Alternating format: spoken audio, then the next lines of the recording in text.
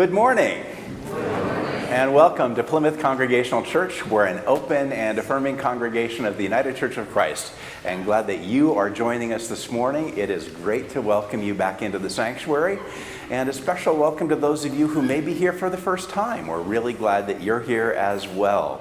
I have a couple of announcements this morning. We would love to have a chance to greet you after the service, and the ministers will be dispersing themselves. Some of us will be out on the patio outside the fellowship hall that way. Some of us will be on the sanctuary lawn. And what we're trying to do is encourage people not to hang out in the fellowship hall because who knows what the Delta virus is doing. We're trying to just diminish that as much as possible. So thanks for trying to disperse. And a reminder from our pandemic team, and it looks like you guys have done really well. It's like, so if you are fully vaccinated, you're welcome to sit on this side, and if you're not fully vaccinated, you're welcome to sit on that side.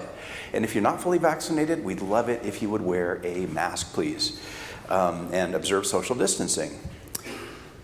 Kids and parents and grandparents, it's time to sign your kids up for Sunday school. There's more information in your bulletin insert about how to do that. And our First Name Club, which is our fellowship group for our senior-most members, is back in action, having their first luncheon on Thursday, Thursday, August 5th. I'm jumping right into fall.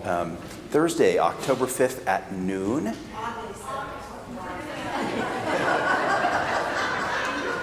A mind is a terrible thing to waste, you know. August the 5th at noon.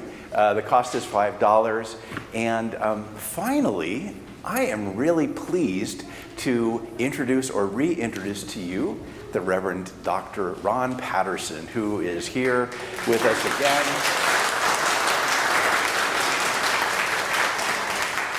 Some of you know Ron because he has visited from time to time with I'm not even going to say, anything about stepdaughters and stepsons-in-law. He's here because of the grandchildren, okay? And others of you knew Ron when he was filling in during my sabbatical 4 years ago. And it is great to have you back. Ron will be with us half-time through October the 3rd. So, and Charlie is, I'm not seeing Charlie, but I know she's here. Oh, there she is. She's on the opposite side. It is great to have you back among us too, Charlie. Welcome. So let's gather our hearts and minds together and find a quiet center as we prepare to worship God together.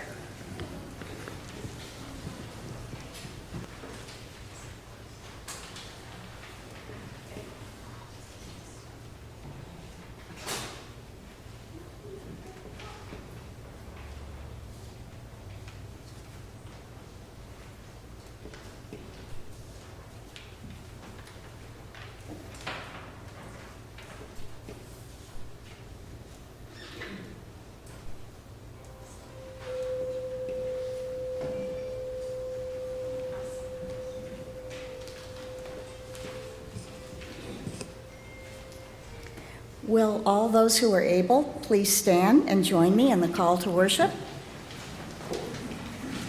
As God is our shepherd, we need nothing else. We rest in green pastures and walk by still waters, which renews and refreshes our spirits. God guides us along paths of righteousness and walks with us through shadowed valleys, so we are not afraid. The shepherd's staff comforts us, surrounded by goodness and mercy. Let us worship together.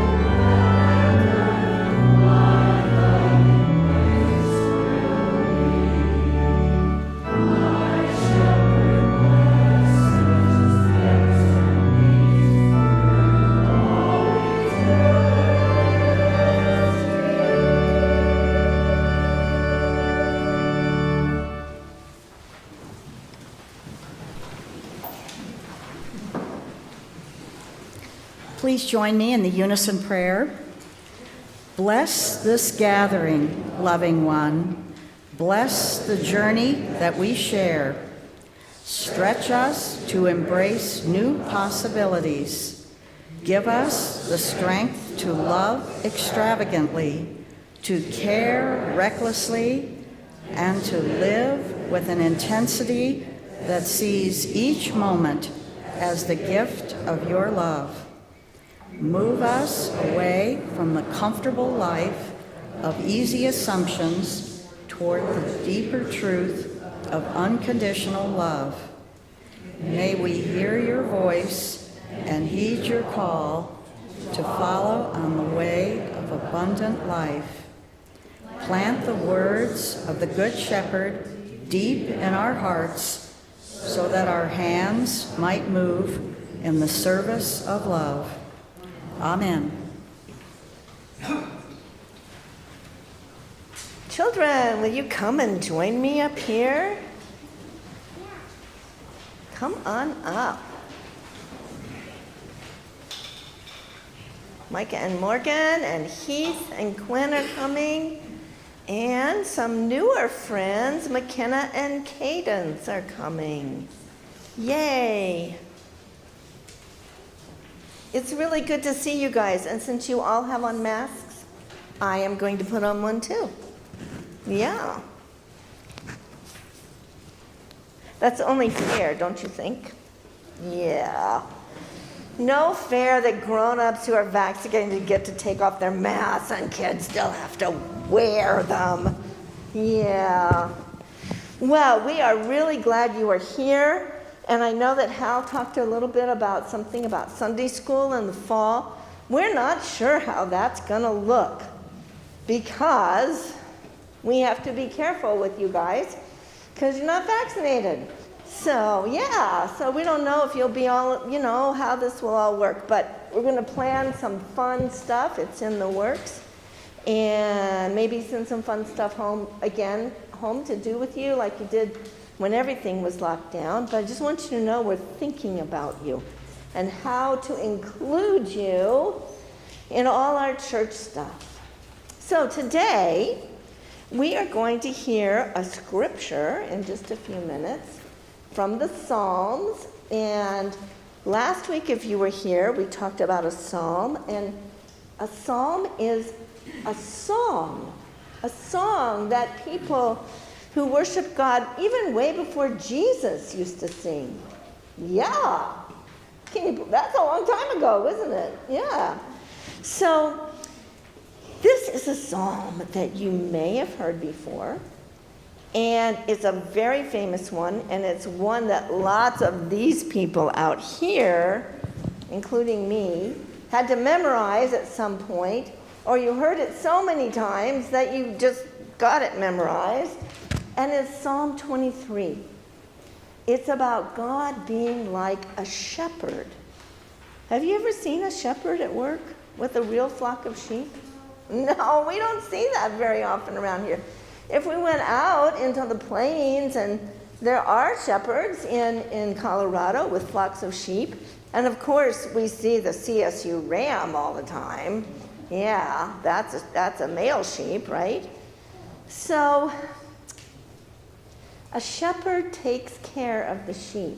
And in Jesus' time, and times before Jesus, now they lived in the desert, and they had to find lots of green grass, and it wasn't very easy sometimes, and cool water and clean water for their sheep. And they would take a stick. I should have brought, well, I don't really have a shepherd's stick, but a big stick, like a walking stick. And sometimes it had a crook on the end of it, so that if the sheep had fallen down into a hole or something, they could pull it out. They could hook that around their body and pull it out. So we're going to hear about that. So I want you to imagine that we are on a walk together, and we have a shepherd or a guide leading us. Okay? So the beginning of the psalm says that God is our shepherd, and we shall not want for anything. So I think that means that our guide, has a backpack with lots of snacks and water in it. Don't you? Yeah, if we're going to go on a hike. Lots of snacks and water, and has a map to know where we're going. So, you want to walk along with me? You can walk along with me, yeah?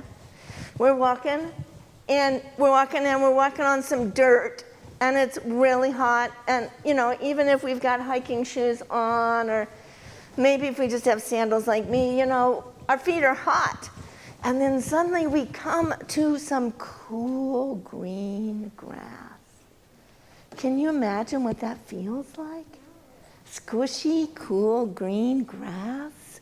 And it's just been watered, and so it's nice and cool on our toes. And there's a stream. Can you make a stream sound? Goes over the rocks. And so we can get a big drink of water. If we were sheep, we could just drink right out of the stream.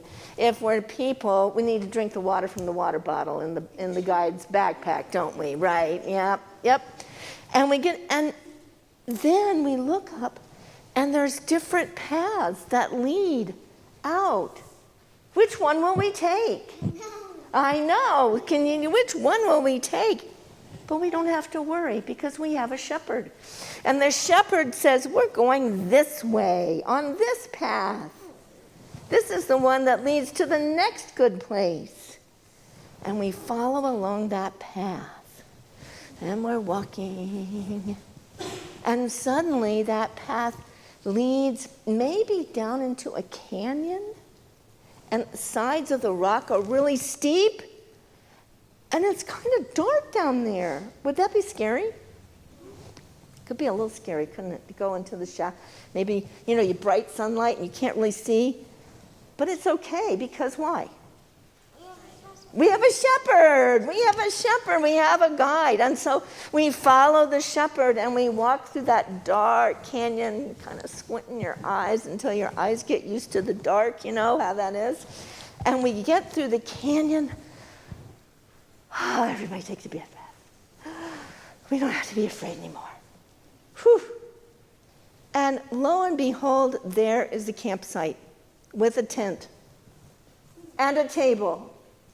And all our favorite food is right there. And we think, how can this be? Oh, I guess the shepherd put it there for us. Yeah, but shepherd, if we stay here all night, what about bears? What about mountain lions? What about unfriendly snakes? Some snakes are very friendly, but some snakes don't like to be bothered, so they're kind of unfriendly. And the shepherd says, don't worry. I have my rod and my staff. I will protect you. Let's sit down and eat. And where all our favorite foods are there. And we eat until we're full up to the top.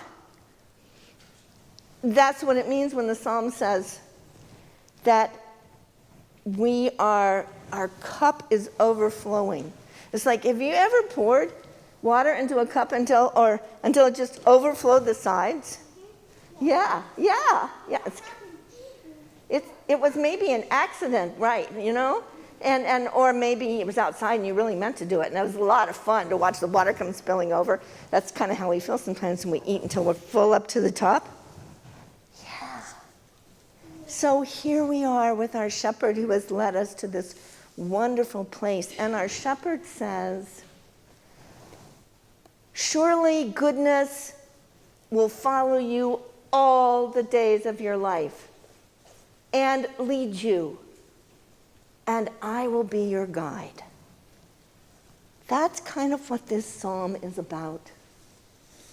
This psalm about God being our shepherd. Our cup's overflowing. We have cool cloths on our head when we're hot, maybe a little lotion when we got sunburned. You know how good that feels. Everything we need. We don't lack anything. Will you pray with me? God, we thank you that you give us songs from the Psalms that teach us about how you are with us, like being a shepherd.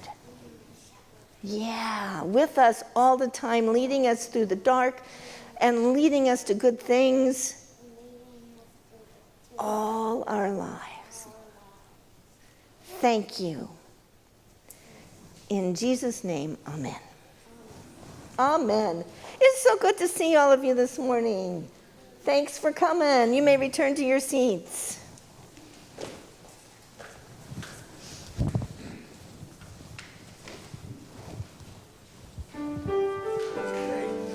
You're welcome.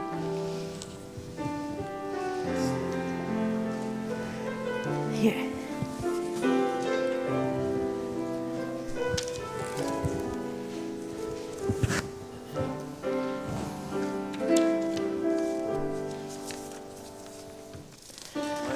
Hands reach out and fingers trace the beauty of a loved one's face. We thank you, God.